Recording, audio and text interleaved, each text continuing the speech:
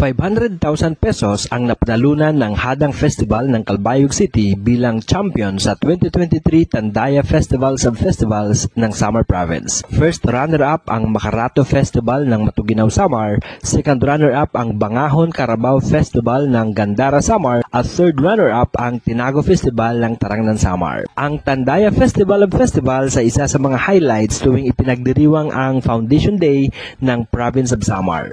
Ayon sa kasaysayan, bago dumating ang mga Kastila sa Samar noong taong 1596, ang Samar Island ay tinatawag sa iba't ibang pangalan. Dati itong tinatawag na Samal, Ibabaw, Sibabaw at Tandaya. Ayon sa alamat, nang dumating ang mga Kastila sa isla ng Humunhon sa Samar, nakasalubong ng mga Kastila ang isang sugatang lalaki at tinanong kung ano ang pangalan ng lugar. Dahil sa hindi maintindihan ng lalaki ang wikang Kastila at sa pagkakaintindi ng lalaki ay tinatanong siya kung ano ang nangyari sa kanya, sumagot ang lalaki ng samad. Sa wika ng mga Waray, ang salitang samad ay sugat. Mula noon, tinawag ang lugar na Samad at kalaunan ay napalitan ang letrang D ng letrang R kaya ito ay naging Samar. Noong unang dekada ng panahon ng Kastila, ang Samar at Leyte ay nasa ilalim ng probinsya ng Cebu.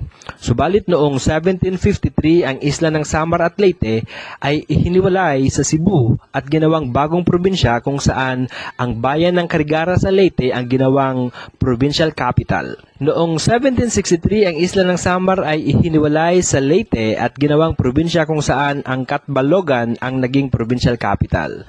Noong June 19, 1965, sa pamamagitan ng Republic Act 4221, ang isla ng Samar ay hinati sa tatlong probinsya. Nagkaroon ng Northern Samar Province kung saan ang bayan ng Katarman ang ginawang provincial capital. Ginawa rin ang Eastern Samar Province kung saan ang bayan ng Burungan ang ginawang provincial capital.